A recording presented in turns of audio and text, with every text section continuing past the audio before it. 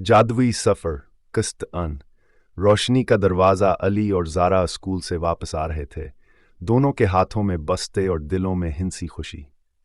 अली, देखो, ये क्या चमक रही है? ज़ारा ने हैरत से पूछा। अली ने गौर से देखा। हवा में सनसनाहट की आवाज़ आई और सामने की दीवार पर सुनहरी लकीरें बनने लगीं। लम्हा भर में एक बड़ा सा सुनहरी दरवाज़ा नमूदार हो गया। ये क्या हो रहा है? ज़ारा ने हैरानी से पूछा।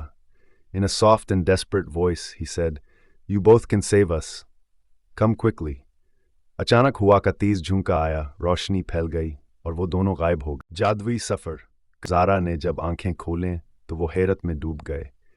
चारों तरफ लंबे लंबे दरख्त, जिनकी पत्तियों पर शबनम के कतरे मोतियों की तरह चमक रहे थे। हवा में फूलों की खुशबू और कहीं दूर पानी के गिरने की आवाज़ आ रही थी। ज़ारा हैरान होकर कहने लगी, ये तो हमारा गांव नहीं है।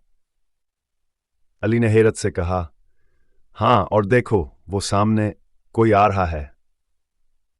दूर से एक बड़ा सा अकाब आहिस्ता आहिस्ता जमीन पर उतर रहा था।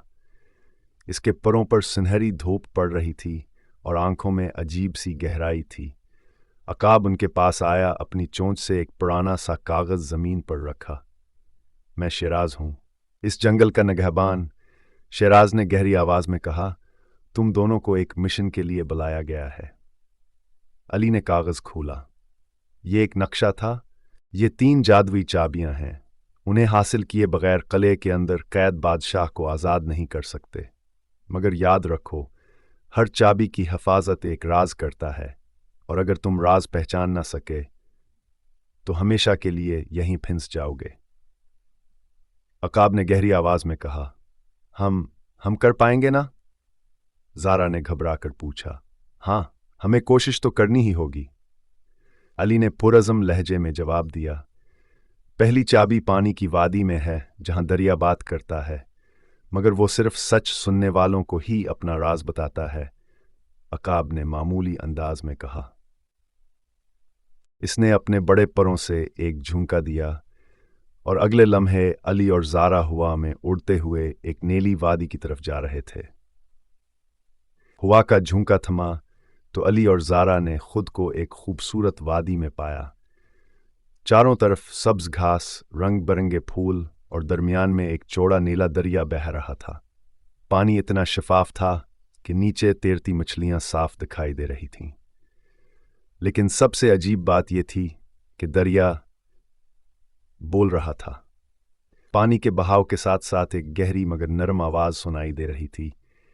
मैं वादी का दरिया हूं, पहली चाबी मेरे पास है, लेकिन जो मेरा सवाल ना पहचाने उसे हमेशा के लिए अपने साथ बहा ले जाता हूं। अली ने हिम्मत करके कहा, पूछो, हम जवाब देंगे। दरिया की लहरें हलें और आवाज गूंजी, मेरा दिल हमेशा भरा रहता है, मगर मैं कभी पानी नहीं पीता। बताओ, मैं कौन हूं? दिल भरा और कभी पीता नहीं, ये क्या हो सकता है? ज़ारा ने सोचते हुए कहा। वक्त तेजी से गुजर रहा था। दरिया के किनारे का पानी बुलंद होने लगा, जैसे वो दोनों को खींचने वाला हो। मैं जान गया, ये बाल्टी है। इसका दिल यानी अंदर का हिस्सा भरा रहता है, मगर ये खुद नहीं पीती। अली ने खुशी से कहा, तुमने सच कहा, तुमने मेरा राज पहचान लिया। दरिया कहकहा लगाते हुए बोला। पानी के बीच में एक सुनहरी रोशनी नमूदार हुई। धीरे धीरे एक चमकती हुई चाबी सतह पर आ गई। अली ने एहतियात से इसे उठाया। ये पहली चाबी है, मगर याद रखो, अगली चाबी जमीन के अंदर है, जहां अंधेरा और खामोशी राज करती है। दरिया ने तंबिया करते हुए कहा। यह कहकर एक लहरेली लहर उठी और अचानक दोनों फिर से हवा में उड़ने लगे, अगले सफर की तरफ। हुआ के तेज झुंके के बाद अली और ज़ारा ने आंखें खोलें तो खुद को एक पहाड़ के दामन में पाया। सामने एक बड़ा सा गार था, जिसके मना से ठंडी हुआ और हल्की हल्की गड़गड़ाहट की आवाज आ रही थी। गार के ऊपर एक पत्थर पर सुनहरी लकीर बनी थी, जैसे किसी ने निशान लगाया हो। ज़ारा ने घबराहट के साथ कहा, यही होगा, अगली चाबी का रास्ता। लेकिन अंदर कितना अंधेरा है। अली ने हौसला अफजाई करते हुए जवाब दिया, चलो साथ रहना, हम डरेंगे नहीं। वो दोनों गार में दाखिल हुए और कुछ दौड़ चलने के बाद इन्हें एक अजीब मंजर दिखाई दिया। एक बहुत बड़ा पत्थर, मगर उस पर आंखें और मना थे। मैं इस गार का पहरेदार हूं। दूसरी चाबी हासिल करने के लिए मेरा सवाल हल करना होगा। पत्थर ने गहरी आवाज में कहा। पूछो, अली ने तैयारी के साथ जवाब दिया। मैं जितना ज्यादा बढ़ता हूं इतनी ही कम चीजें तुम देख पाते हो। मैं कौन हूं? ज़ारा ने सोचते हुए कहा।